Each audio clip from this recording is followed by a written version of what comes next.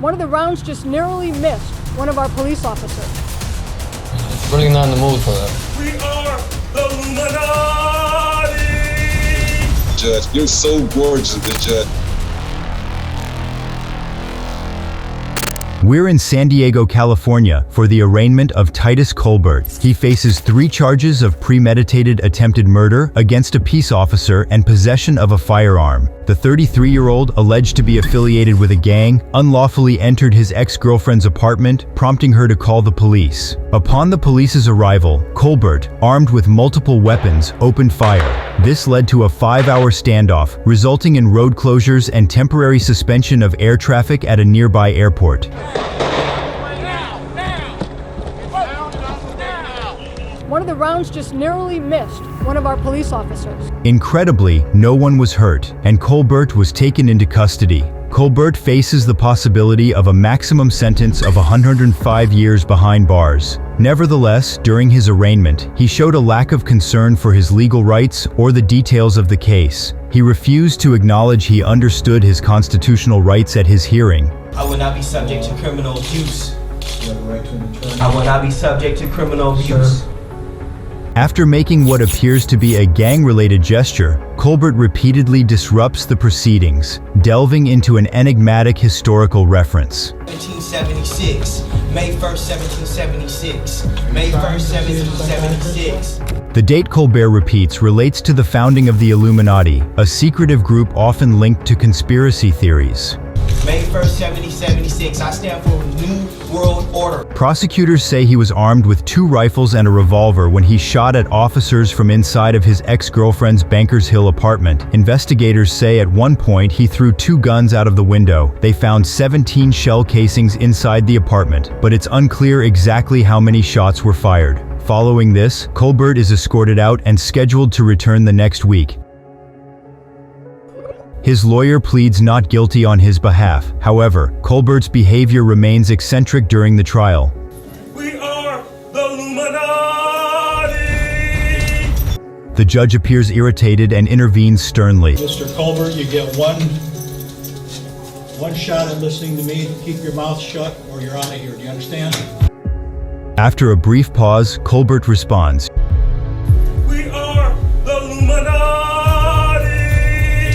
At this point, the judge dismisses Colbert from the courtroom, leading to psychiatric evaluations. Colbert makes unusual statements during this time. Travel in and out of time zones, and I am a special human being, and I'm protected. Ultimately, he is deemed fit to stand trial. Nearly 2.5 years post-incident, Colbert changes his plea from not guilty to guilty. In exchange, prosecutors drop 4 counts of attempted murder against peace officers and several firearm charges. He receives a 20-year sentence in a state prison.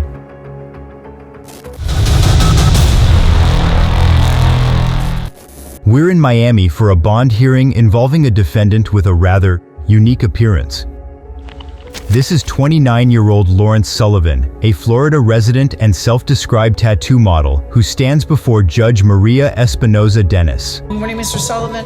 While Mr. Sullivan's appearance is unconventional, Judge Maria Espinoza Dennis remains unfazed. This case caught the attention of local media due to the accused's flamboyant appearance, leading some to call him the Miami Joker. While his appearance might raise eyebrows, the situation itself is no joke. But remember, this is a courtroom. There's no room for laughs here. Still, he may be wondering, Judge, why so serious? Well, here's why. Okay, you're charged with carrying concealed firearm, which if convicted has some serious consequences. Sullivan is accused of pointing a handgun at traffic and was later arrested with a hidden .38 caliber pistol. Currently in custody, he's choosing not to use the public defender. You don't want the public defender's office to represent you? I mean, they can represent me, but I'm trying to get bonded out on my own. Well, they're there to help you, sir. You don't have a lawyer. All right. I mean, okay, so... I didn't feel like signing the paperwork. I'm really not in the mood for that. Sullivan's request for pre-trial release is denied by Judge Espinoza Dennis, who has a reputation for being tough but fair. On a firearms charge, I'm not going to do pre-trial. Setting standard bond, $5,000. Next case. Lawrence Sullivan was later convicted of carrying a concealed firearm and sentenced to 2 years probation. This case serves as a reminder that criminal actions come with consequences. Some legal professionals believe Mr. Sullivan representing himself might have been a factor in the guilty verdict. We are now at bond hearing in the Miami-Dade courthouse. The defendant, Calvin Lloyd Griffith, is facing the judge, Catherine Fuller, to determine how much bail he must post for his release. The man is accused of breaking into a local school and stealing a car belonging to a school employee. Authorities apprehended the suspect, who now faces a slew of charges. These include grand theft auto, burglary, trespassing, and violating his probation stemming from a prior car theft conviction. Calvin Lloyd Griffin Jr. on page 12.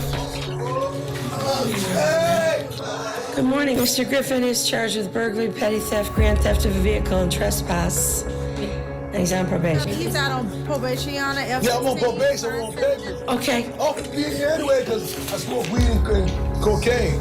So I smoke weed and cocaine. In an attempt to restore order in the courtroom, court officials muted the defendant's microphone after he repeatedly interrupted the proceedings. Okay. You're Calvin Griffin? Mr. Senator, is the button pressed? Oh, okay.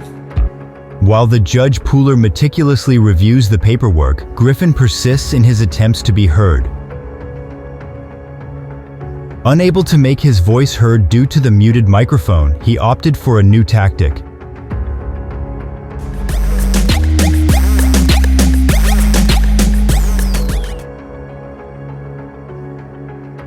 The judge clearly isn't entertained by the defendant's twerking skills and refocuses on the case.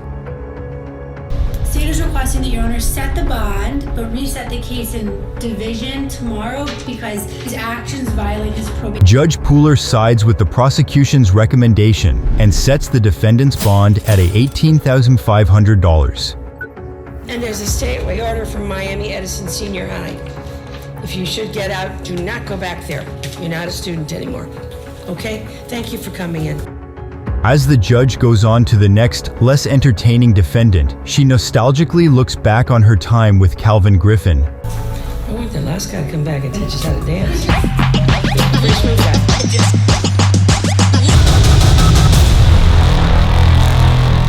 We jump into a virtual bond hearing in Fort Lauderdale. Judge Tabitha Blackman speaking. Demetrius Lewis on page 26. The one being sued is Demetrius Lewis, who seems quite courteous. How you doing? How you doing? All right, I'm good, sir. How are you? Lewis, facing serious charges of possession of an illegal substance and attempted burglary of an occupied dwelling, which could land him in prison for 5 long years, seems completely unfazed. The gravity of the situation appears lost on him for the moment. Judge, you're so gorgeous, Miss Judge. I just have to tell you, you're gorgeous. Thank you, Mr. Lewis. With the entire Zoom audience watching, Lewis makes a barely concealed attempt to impress the judge. Watch for the reactions from the other parties, particularly prosecutor Eric Linder. Judge, you're so gorgeous, Miss Judge. I just have to tell you, you're gorgeous. Thank you, Mr. Lewis. Judge Blackman steers the conversation back on track. All right, Mr. Lewis, flattery will get you everywhere, but maybe not here.